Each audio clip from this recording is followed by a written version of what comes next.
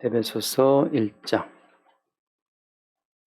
자, 한 번 더 20절부터 보겠습니다. 20절부터 그의 능력이 그리스도 안에서 역사하사 죽은 자들 가운데서 다시 살리시고 하늘에서 자기의 오른편에 앉히사 모든 통치와 권세와 능력과 주권과 이 세상뿐 아니라 오는 세상에 일컫는 모든 이름 위에 뛰어나게 하시고 또 만물을 그의 발 아래에 복종하게 하시고 그를 만물 위에 교회의 머리로 삼으셨느니라. 교회는 그의 몸이니 만물 안에서 만물을 충만하게 하시는 이의 충만함이니라. 아멘. 예수님이 하나님과 동등하신 분이냐? 그 주제가 굉장히 오랜 그 시간 동안 논쟁을 이루어온 주제였어요. 예수님이 하나님과 동등하신 분이냐? 근데 예컨대 이제 오늘 말씀 보면은 여기 보면 그의 능력이 그리스도 안에서 역사하사 죽은 자들 가운데서 다시 살리시고 그랬잖아요. 그러니까 엄밀히 말하면 예수 그리스도는 하나님 능력에 의해서 살리심을 받았단 말이죠. 바꿔 말하면 예수님의 부활이 자기의 능력으로 부활한 것이냐, 예수님이 자기 스스로 자기 힘으로 죽었다가 나 살아날래 살아난 것이냐, 그게 아니라는 거죠. 하나님의 능력이 예수님을 다시 살리시고 그렇게 되어 있잖아요. 그러니까 이런 어떤 말씀을 근거로 들어서 어떤 사람들은 예수님은 하나님과 같은 동등할 수가 없다. 왜? 수동적으로 하나님의 능력이 예수를 이렇게 부활을 시켰기 때문에 부활한 거지. 예수님이 제 힘으로 살아난 게 아니잖아. 이렇게 반발하는 사람들이 있다는 거죠. 근데 이것은 어때요? 하나님과 예수님 사이에 언약 가운데 다 결정된 일입니다. 그러니까 언약이라고 하는 것을 빼고 성경을 보게 되면 인간적으로 성경을 볼 수밖에 없고 문자를 볼 수밖에 없어서, 그래서 인간적인 가치관으로 성경을 늘 본다고 하는 거죠. 근데 언약이라는 것은 무엇이냐? 언약이라는 것은 하나님의 모든 뜻 자체를 예수님에게 일임해서 예수님이 다 홀로 성취하신다는 거거든요. 그럼 그 내용은 무엇이냐 하면 하나님께서 예수 그리스도에게 인간의 모든 죄를 덮어 씌워서 그 죄인처럼 예수님이 죽으시는 거잖아요. 그러니까 죄인처럼 예수님이 죽으시는 과정을 통해서 하나님의 모든 의가 새롭게 발현되는 거예요. 없던 의가. 원래 아담과 하와는 의롭습니까? 선악과를 먹기 전에 아담과 하와는 의로우냐? 선악과를 먹기 전에 아담과 하와는 선악과를 안 먹었으니까 아직 죄인은 아니잖아요. 그죠? 그럼 아담과 하와는 의롭습니까? 성경대로 말하면 언약적 근거에서 보자면은 선악과를 먹기 이전에 아담과 하와는 의로운 게 아니에요. 그냥 무지한 거죠. 죄가 없는 거예요. 언제든지 죄를 지을 가능성이 있는 존재라고 하는 거죠. 그래서 선악과를 먹기 이전에 아담과 하와는 의로운 것이 아니고 성경에서 말하는 언약에 근거한 의로움은 무엇이냐? 그것은 예수 그리스도의 피가 개입되어 있을 때만 의로운 겁니다. 그러니까 성경에서 말하는 의와 거룩이라는 것은 예수 그리스도의 피를 덧입었을 때, 예수님의 피 속에 있을 때 의로움과 거룩함이지, 예수의 피를 빼고 공자가 나이 20에 몇 살에 뜻을 세웠죠? 뭐 2립 뜻을 세우잖아요.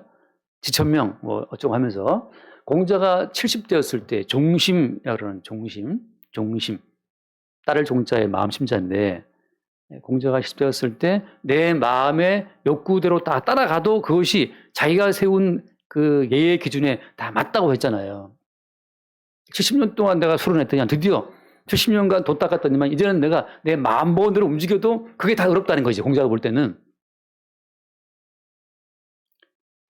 제가 볼 땐 노망난 게 아닌가 싶은데 좀 더 보면 이제 노망나가지고 아무도 몰라요.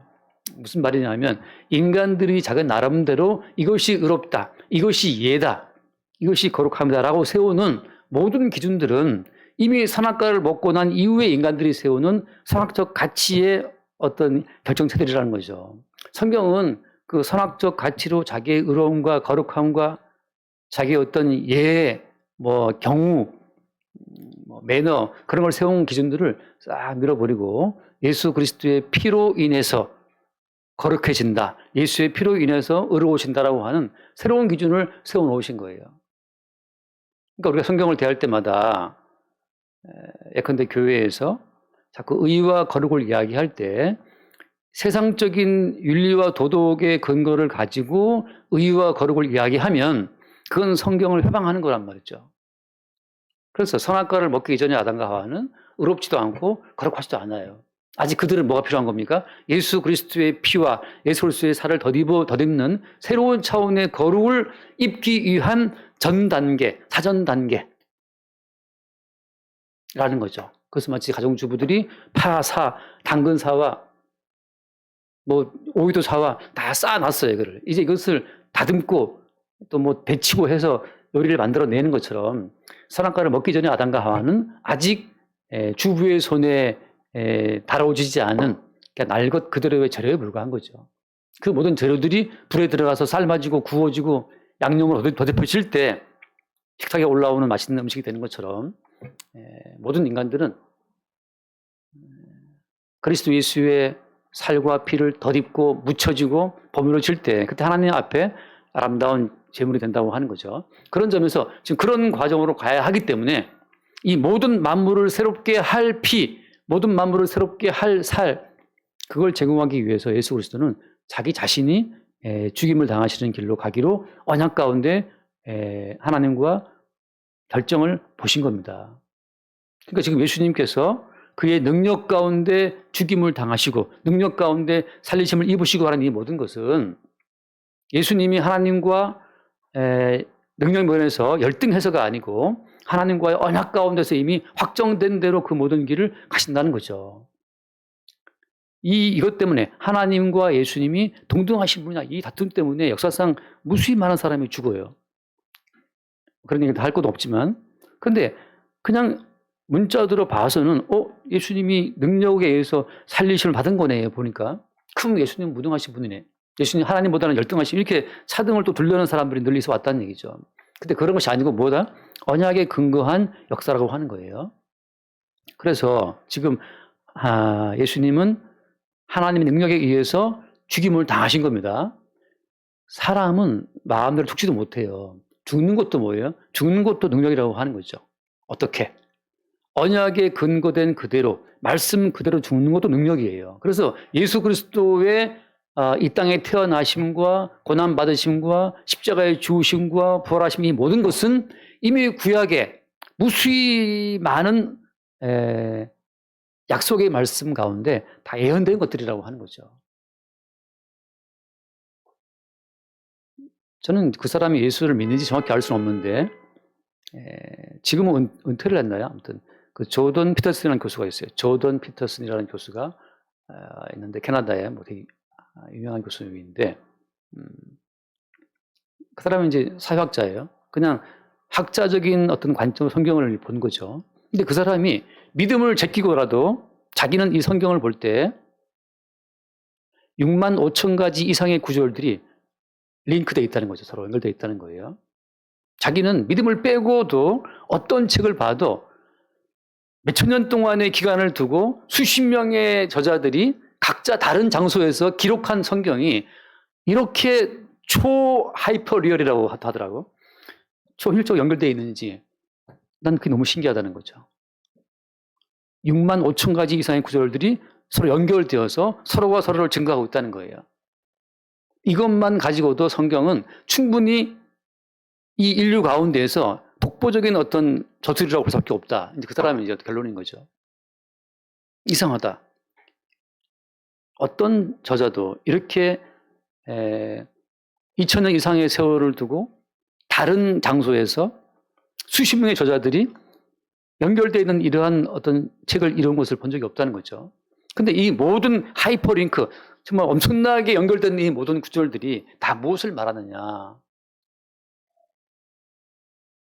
예수 그리스도의 십자가의 고난받으심과 살아나심과 그 예수 그리스도의 통치를 말하고 있다는 거죠.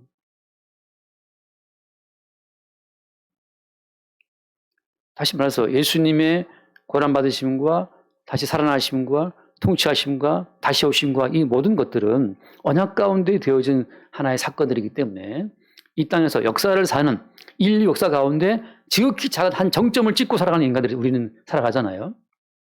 이 역사 가운데서 우리는 지극히 작은 한반도에 살고 있고 우리가 만나는 사람들이 얼마나 제한적입니까? 트럼프를 본 적이 있나요? 함수아님, 트럼프 봤어요? 맨날 텔레비에서나 보지 우리 본 적이 없단 말이죠. 우리가 만나는 사람의 어떤 대상이라는 것은 지극히 제한적이에요. 이 지극히 제한된 공간에 제한된 시간을 사는, 제한된 인맥 가운데 사는 우리의 좁은 안목으로 이 성경을 보면 결국은 내 식으로 성경을 짧게 할 수밖에 없죠. 짧게 할 수밖에. 성경을 찢어가지고 난주질 할 수밖에 없어요. 내 입맛대로. 그러나 오히려 우리가 성경 속에 끌려 들어가는 자가 복이 있다. 어떻게? 성령으로 말미암아, 그의 능력으로 말미암아 성경 끌려 들어가게 되면 뭘 보냐면 하나님의 능력이 예수를 죽이신 것이다. 예수를 이 땅에 보내시고 그 자체가 고난이에요. 하늘에 계신 그리스도 예수께서 한 여자의 태 속에 들어왔다 자체가 이 고난이죠. 이 땅에 태어났다, 하늘에 보던 영광을 버리고 인간 세계에 들어왔다 자체가 고난인 거예요. 초기 우리나라 역사를 보면 아펜젤러라는 선교사가 우리나라 왔었잖아요. 1800년대에. 근데 아펜젤러가 들어왔었는데 처음에는 같이 왔어요. 부부랑 아내랑 같이 왔는데 그 아내가 우리나라의 인천항에 제물포에 딱 내렸는데 길바닥에는 배설물 천지고 비만 오면 진창 천지고 그 서양에서 앞선 문화에 살다가 그 선교사 부인이 우리나라 와서 기겁을 한 거예요. 이제 이런 운막 같은데, 땅굴 같은데 살고 있고, 상도 들고 앉아서 있는데, 다 도둑놈 비슷하게 생겨가지고, 원신들이 벌벌 하니까 도저히 그 선교사 부인이 이 토악질을 나와서 살 수가 없어요. 그래서 그 선교사 부인은 돌아갔어요. 미국 돌아가고, 선교사로 남아가지고 활동을 했다. 그런 기록이 있을 정도로, 한 사람도 낙후된 문화에 오면 살 수가 없어요. 지금 우리나라는 지금 엄청나게 살고 있잖아요. 저만 해도 어릴 때 널빤지 걸쳐 화장실에서 그 밑에 변두를 보면서 살던 문화였는데 지금은 수세식 그냥 물 내리면 날아가는 그런 첨단 문화에 살고 있잖아요. 다시 저도 돌아가려면 못할 것 같아요. 이 문화에 익숙해졌기 때문에. 인간만 해도 낙후된 문화에 살 수가 없는데 하나님의 아들 예수님이 하늘의 영광을 버리고 이 땅에 왔다? 이 땅에 와서 인간들과 함께 살아간다 자체는 이건 어마어마한 고난이죠. 그러한 모든 고난 가운데 오신 것 자체가 어때요? 그것이 그의 능력이에요, 능력. 하나님 능력이라고 하는 것 자체는 병자를 고치고 그것도 능력이 될 수가 있지만 가장 큰 능력은 하늘 영광을 버리고 인간의 모습으로 이 땅에 오심 그 자체가 능력이라고 하는 거죠. 오셔서 고난 받으시고 다시 살리심 받고 지금은 오른편에 앉히사라고 하잖아요. 자, 그 다음 말씀, 21절 말씀 봅시다. 21절에 모든 통치와 권세와 능력과 주권과 이 세상뿐 아니라 오는 세상에 일컫는 모든 이름 위에 뛰어나게 하시고, 자, 이름 위에 뛰어나게 하시고, 모든 이름, 트럼프의 이름 위에, 오바마의 이름 위에, 시진핑의 이름 위에, 김정은의 이름 위에, 모든 이름 위에 뛰어나게 하시고, 바꿔 말하면 하나님은 지금 그리스도 예수의 이름 아래 모든 만물을 통치, 권세, 능력, 주권, 모든 이름 위에 세웠다고 하는 거죠. 자, 우리가 인지할 때는 과연 시진핑이나 푸틴이나 트럼프 이름 위에 그리스도 예수의 이름이 계신 것인가? 라고 우리가 항상 의심하게 되죠. 왜? 우리 현실을 볼 때는 다가오지가 않기 때문에.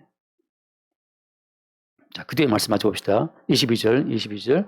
또 만물을 그의 발 아래에 복종하게 하시고 그를 만물 위에 교회의 머리로 삼으셨느니라. 여기 보면 또 만물을 그의 발 아래에 복종하게 하시고 이렇게 되어 있잖아요. 자, 만물이 과연 그리스도 예수의 발 아래에 복종하고 있는가? 여기서 섣불리 우리가 그리스도 예수의 이름을 앞세워서 만물을 제압하려고 하는 시도를 한다 자체는 어리석은 겁니다. 자, 다시 말해서 지금도 많은 분들이 지금도 광화문에서 집회하고 있을 거예요. 그 유명한 전 땡땡 목사님께서. 왜냐하면 그리스도 예수의 이름으로 대한민국이라는 나라를 제압하고 싶은 거죠. 통치하고 싶은 거예요. 그런 희망을 품고 캠퍼스의 복음화, 대한민국의 복음화 그렇게 외치는 분들이 많단 말이에요. 여기 분명히 말씀 나오기를 모든 이름 위에 뛰어나게 하시고 만물을 그의 발 아래에 복종하게 하셨다고 되어 있기 때문에 그리스도 예수의 이름에 모든 만물은 복종하게 되어 있다. 따라서 우리가 그리스도 예수의 이름으로 이 나라를 복종케 합시다. 광화문에 모여서 기도하자 하고 할 수도 있잖아요. 근데 가만히 한번 보세요. 예수님께서 어떤 과정으로 모든 이름 위에 뛰어나게 되었고 모든 만물을 그의 발 아래 복종하게 하셨는지, 예수님께서 어떤 과정을 밟아서 거기 돌아갔는지를 우리가 생각이 된다는 거죠. 한 말씀을 봅시다. 베드로전서 2장을 보겠습니다. 베드로전서 2장. 자, 1절 이하에 쭉 보면, 근데 눈으로 보세요. 2장 2절을 먼저 보면, 가난한 아기들 같이 순전하고 신령한 젖을 사모하라. 이는 그런 말미암아 너희로 구원에 이르도록 자라게 하라. 순전하고 신령한 젖이라는 말을 하잖아요. 그 다음에 또 4절 봅시다. 4절. 사람에게는 버림바가 되었으나 하나님께는 택하심을 입은 보배로운 산돌이신 예수께 나아가라고 하죠. 자, 사람에게 버림바가 되었다라고 하는 게 참 중요한 거예요. 예수 그리스도는 모든 만물로부터, 세상으로부터 버린 바가 되신 분이에요. 그러니까 세상으로부터 주님이 버림받는 방식으로 세상의 주권자가 된다고 하는 거죠. 이 어떤 비밀을, 이게 십자가의 비밀인데, 십자가의 비밀을 깨달을 수 있기를 바랍니다. 그래서 한 번 더 봅시다. 4절 말씀. 사람에게는 버림바가 되었으나 하나님께는 택하심을 입은 보배로운 산돌이신 예수께 나아가라고 하잖아요.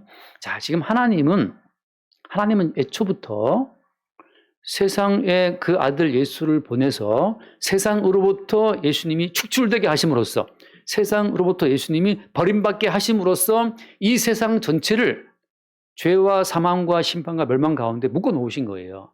세상 전체에 대한 단죄, 정죄, 심판, 재판이 예수님을 버림으로 말미암아 이루어진 겁니다.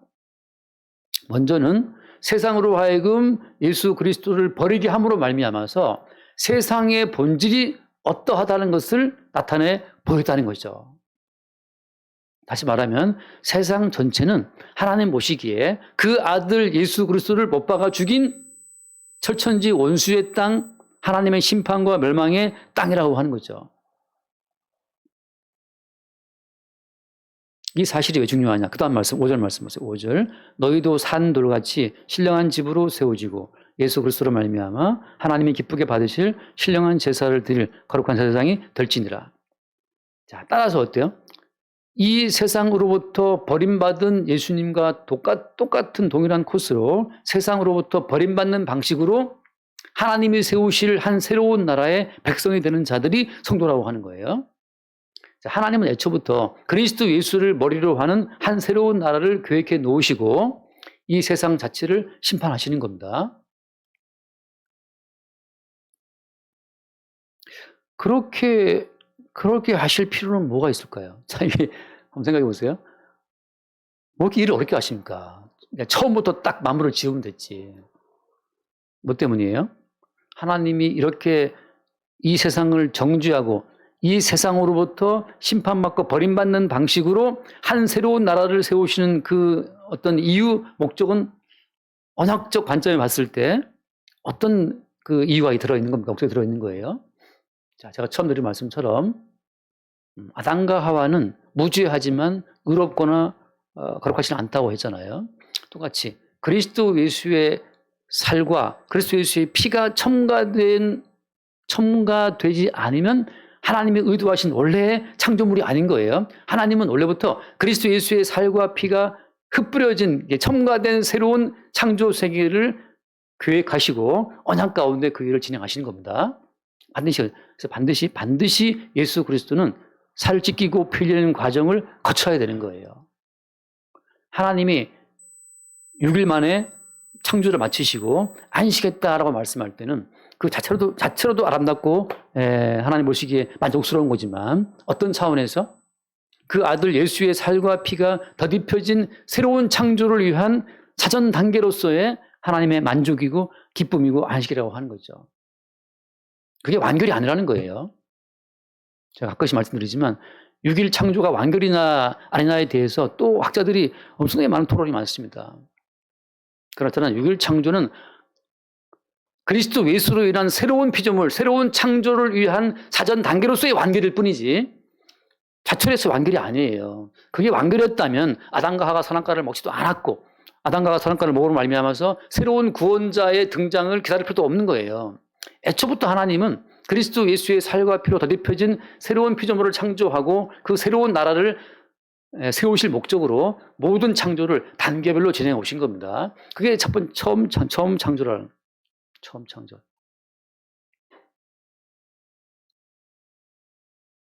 그래서 다시 6절 말씀 거기 지금 보고 있으니까 2장 6절 성경에 기록됐을 때 보라 내가 택한 보배로운 모퉁이 돌을 시온에 두노니 그를 믿는 자는 부끄러움을 당하지 아니하려 하였으니 그러므로 믿는 너희에게는 뭐예요? 보배이나 믿지 아니하는 자에게는 건축자들이 버린 그 돌이 모퉁이의 머릿돌이 되고 결국은 이것은 그리스도 예수가 이 땅에 하나의 기호로 표적으로 세워져서 믿는 자에게는 그 예수 그리스도의 십자가의 고난과 다시 살아나심과 그 모든 길이 보배로운 모퉁이 돌이고 너무 아름다운 보석 같은 길이지만 믿지 않는 자에게는 어때요? 건축자들이 버린 돌처럼 예수 필요 없어. 그 쓸데없어. 내 인생에 댓글이나 걸지 마, 이 예수야 하고 예수를 버림한 돌이라고 하는 거죠. 솔직히 예수 믿으면 인생에 도움 됩니까? 자, 다시 한번 말씀드립니다. 이 땅은 예수를 버림으로 말미암아서 하나님의 심판 대상으로 확정되었어요. 따라서 이 땅 가운데 뭔가 살기 위한 방편으로 예수를 끌고 들어온다? 그건 예수님 성경에서 말하는 예수의 본래 취지하고 안 맞아요. 예수님은 세상에서 이 땅에서 살아보고 싶은 사람들, 이 땅에서 집도 짓고 아파트도 지어보고 내 빌딩도 지어보고 이렇게 내 인생을 건축해보고 싶은 사람들에게 있어서 예수님은 어때요? 예수님은 버린 돌. 예수는 내 인생을 세우는 데 있어서 아무 쓸모없어 하고 예수는 버린 돌이란 말이에요. 버린 돌. 근데 그 버린 돌을 이 세상 살이의 필요함에 있어서 버렸다고 생각되는 그 돌인데 세상 살이를 위해서 필요하다고 끌고 들어온다? 그건 다른 예수예요. 다른 예수. 그래서 돌아와서 에베소서 거기 1장에서 1장 자 22절 한번 다시 봅시다. 1장 22절 또 만물을 그의 발 아래에 복종하게 하시고 이렇게 말할 때 아니 어떻게 예수님이 만물을 복종케 했지? 그 무슨 의미야? 라고 할 때 이 만물은 지금 건축자들이 버린 돌처럼 이 땅에서 버림받은 예수 그리스도에 의해서 새롭게 세워지는 그 하나님 나라의 구성 재료로서의 만물인 겁니다.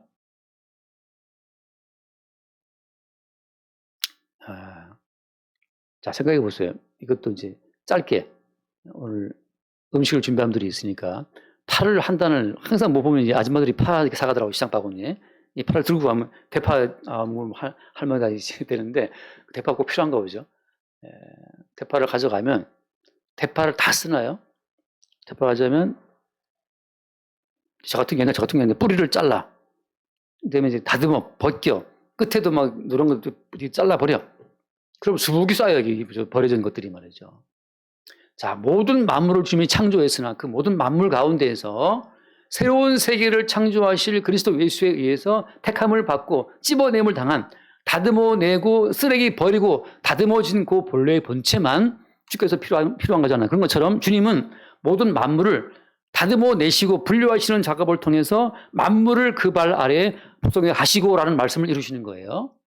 그리스도 예수는 십자가의 복음을 통해서 모든 인간을 분류시켜서 파의 그 뿌리 잘라내고 그 노랗게 된 부분 잘라내고 그 껍질 벗겨내서 다듬는 것처럼 주님은 이 모든 만물 가운데에서 잘라내고 벗겨내고 분리내시는 작업을 통해서 주님이 이 모든 만물의 통치라는 사실을 드러낸다고 하는 거죠. 날마다 주님은 그래서 분류하는 작업을 통해서 만물의 예수님께서 만물 통치자이심을 증거하시는 거예요. 자, 그러면은 푸틴은 뭐고 트럼프는 뭐냐? 푸틴과 트럼프 심지어 그 모든 인간들은 그리스도 예수의 분류 작업을 돕는 보조원들에 불과한 거예요.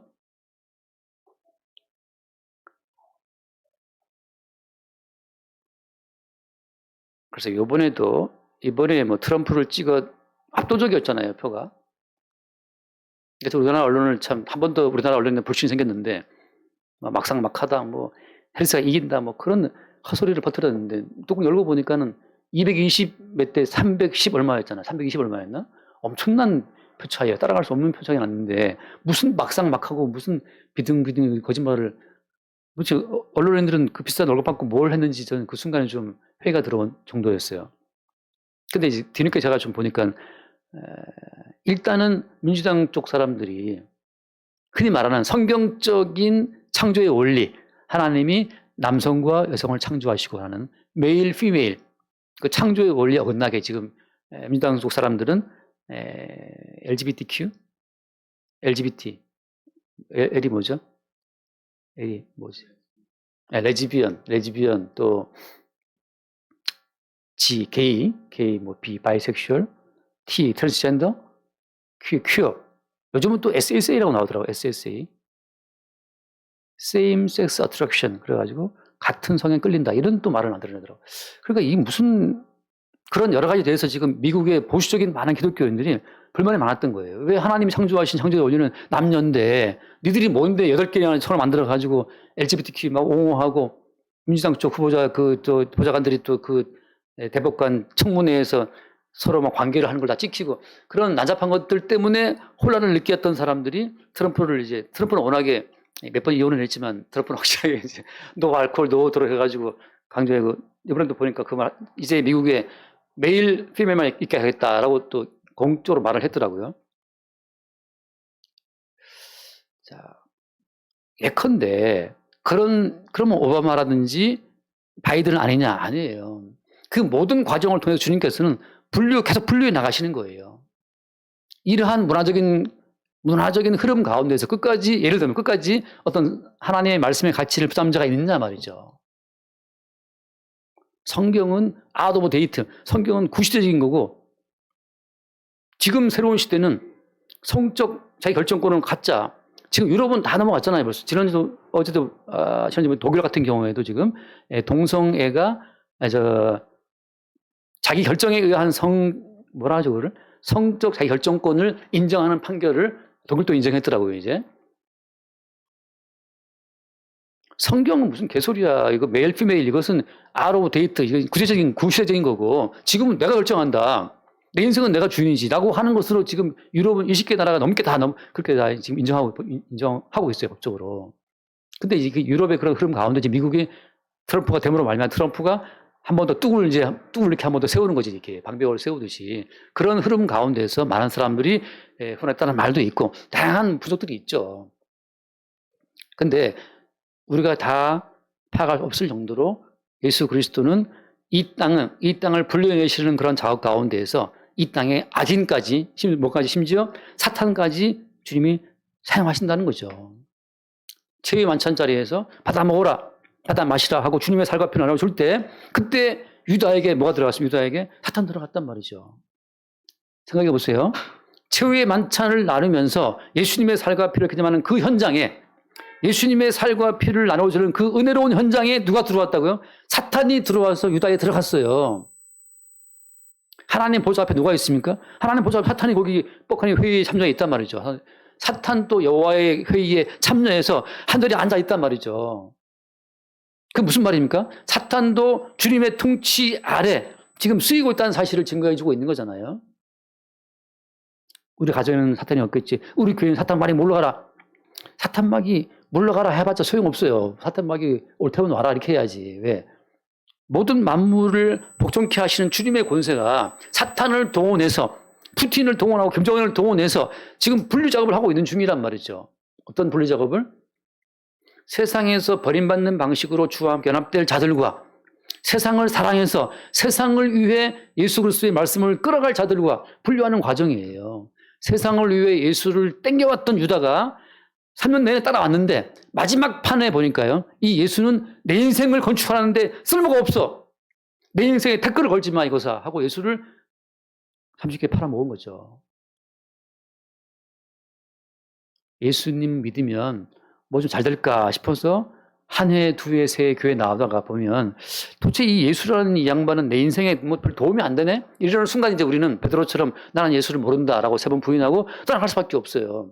그렇게 주께서 분류하는 작업을 위해서 모든 만물을 사용하시는 거예요. 어떤 집안에 돈을 줬다가 돈을 뺏었다가 어떤 아들의 팔을 부러뜨려다 어떤 아들을 집 나가게 했다가 이 모든 만물을 모든 이름을 주님이 통치하시면서 주님이 모퉁이 돌 되는 새로운 나라에 합류할 자들과 그렇지 않은 자들을 분류하는 작업을 시행하신다고 하는 거죠. 중요한 것은 무엇이냐 여기서 이제 그것이 이제 오늘 그 뒤에 말씀 볼게요. 22절 말씀. 만물을 그에 발에 복종하게 하시고 다음에 뭐라고 했어요? 그를 만물 위에 교회의 머리로 삼았다라고 했잖아요. 자, 머리가 예수님이기 때문에 머리이신 예수님에 의해서 자기의 몸된 지체 백성들이 끌려 나오는 거지. 몸이 막 기어가서 머리를 찾아서 머리 어디 있어 하고 이렇게 머리를 이렇게 맞추는 게 아니란 말이죠. 이런 말씀을 대하면서 여러분 이러니까 우리가 힘써 예수를 붙잡읍시다 이렇게 해서 또 어떻게 예수 붙잡을 수 있습니까? 우리가 기도합시다. 말씀합시다. 교회 모입시다. 이렇게 한다고 해서 머리를 붙잡을 수 있는 게 아니에요. 왜? 머리이신 예수 그리스도는 어떻게 했어요? 머리이신 예수 그리스도는 세상에서 버림을 받는 방식으로 이 땅을 빠져나갔기 때문에 지금 그의 무덤은 비어 있어요. 지금 모든 사대 성인들의 무덤이 있다 그러는데 예수님 무덤이 없잖아요. 예수님은 죽은 지 사흘 만에 부활해서 하늘로 올라가 버렸기 때문에 예수님은 empty 텅 빈 무덤밖에 없단 말이에요. 그래서 예수가 어디 있어? 예수를 찾아가 봐야 거기 예수가 있습니까? 없습니까? 예수가 없어요. 왜? 예수는 올라가 버렸기 때문에. 그럼 어떻게 하란 말입니까? 여기서 우리는 절망해야 되죠. 우리 쪽에서 예수를 찾아가는 그 모든 길은 이미 의미가 없구나라는 사실. 모든 어떤 종교적인 시도들, 내가 기도하고 내가 헌신하면 주님 따라갈 수 있겠지 하는 그런 모든 종교적인 모든 노력 자체가 포기되는 길로 주님은 가버리신 거예요. 너희들이 나 찾아봐야 소용이 없다. 그럼 어떻게 하면 좋겠습니까? 제가 그냥 just live, 그냥 살아가라. 내가 너희들을 찾아간다. 베드로와 제자들이 우리는 고기 잡으러 갈 거다. 예수님이 어디 가버렸어. 보이지 않으니까. 무덤에 가도 무덤에도 예수님이 없으니 예수님이 무덤에 있었더라면 그 예수님 무덤을 갖다가 다듬어서라도 매년마다 가서 숭배할 텐데 예수님의 무덤이 비어있단 말이죠. 여기서 어디로 간 거야? 결론, 그들은 어떻게 했습니까? 우리는 고기 잡으러 가노라. 베드로가 먼저 가자 해서 저기 갈려받고 가버렸어요. 고기 잡으러 가버렸어요. 그때 어떻게 했습니까, 예수님이? 새벽에 찾아오셔가지고 얘들아 고기 좀 잡았냐? 목소리를 듣고 베드로가 주님이다 하고 배에서 뛰어들어서 그냥 헤엄쳐 간단 말이죠. 물론 급한 사람이라. 나와보니까 예수님이 바닷가에 숯불을 피워놓고 떡을 구워놨어요.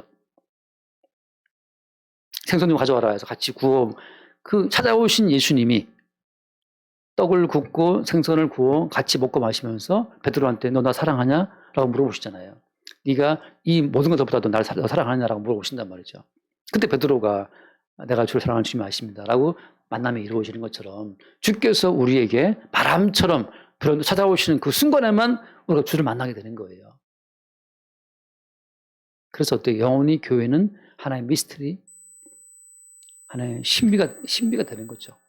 인간들이 모여서 종교적인 열성으로 주여 함청합시다. 주여 3번 부르면 주님이 임재하십니까?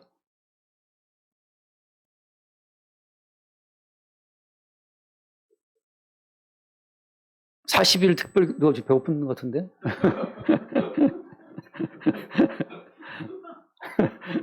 어마어마한 소리 들렸어요.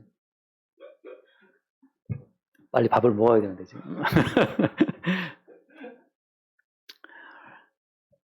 40일 금식기도 하면 주님이 오십니까? 누구 못 들어오냐 말이죠.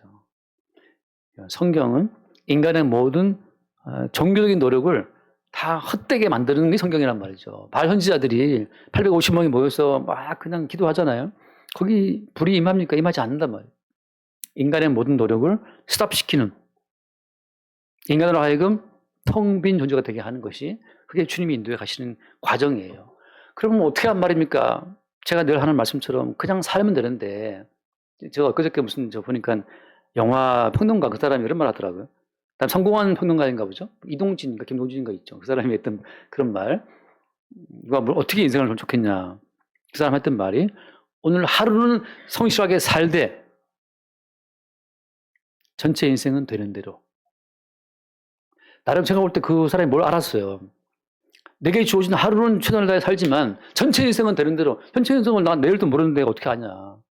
내게 주어진 하루를 난 살 뿐이야. 이렇게 말하는데 거기에서 저는 이 사람이 조금 안다 생각이 들었어요. 주께서 우리에게 주어지는 하루하루의 순간들 만 쪼가리 물 한 모금에도 주님 감사하군요. 주님께 주시는 선물로 알고 받아 먹으면 살면 되는 것이고 내일의 계획은 하나의 낙서에 불과해. 내일 난 뭐 할 거야 뭐 할 거야. 그것은 주님이 주시면 가능하지만 안 주시면 헛된 그냥 내 낙서에 불과한 거죠. 자, 그래서 오늘 말씀에 만물 위에 교회의 머리 됐다는 그 말 자체는 우리가 몸뚱이들이 찾아가고 머리를 장착하게 되는 것이 아니고 머리이신 주님이 찾아옴으로 말미암아서 그의 몸이 비로소 드러나는 거예요.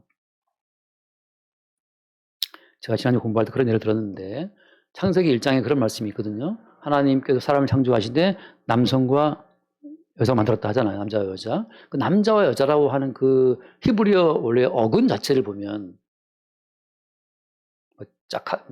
자카분가 하는 그 남자라는 뜻인데 그 남자 여자라는 그 말 자체의 어근을 보면 남자라는 것은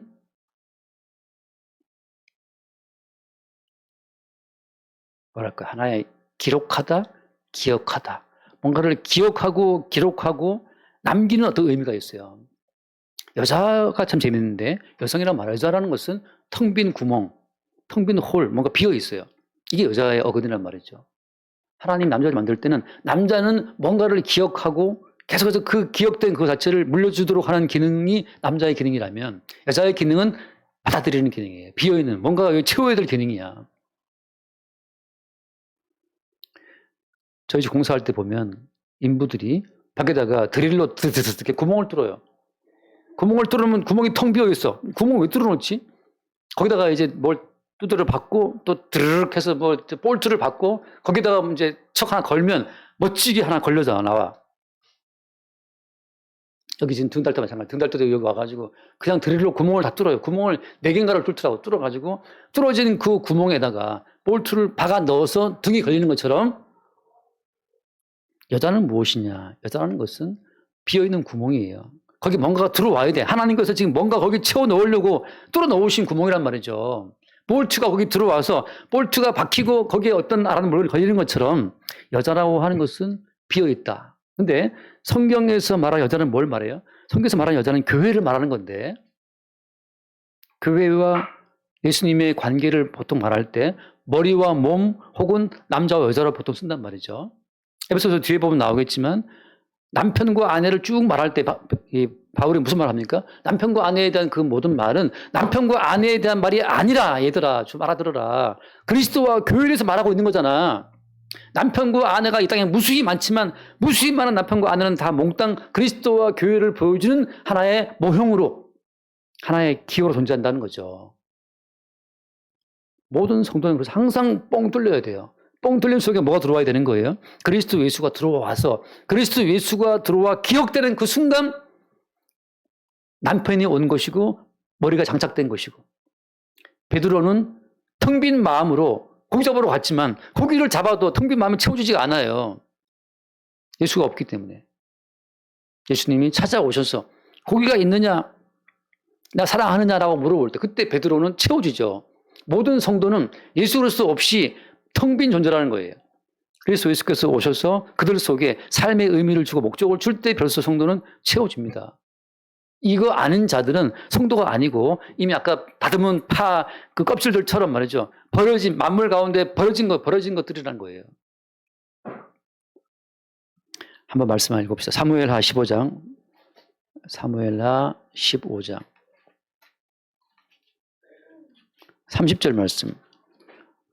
다윗이 감람산 길로 올라갈 때 그의 머리를 그가 가리고 맨발로 울며 가고 그와 함께 가는 모든 백성들도 각각 자기의 머리를 가리고 울며 올라가니라. 이스라엘의 왕은 누구였죠?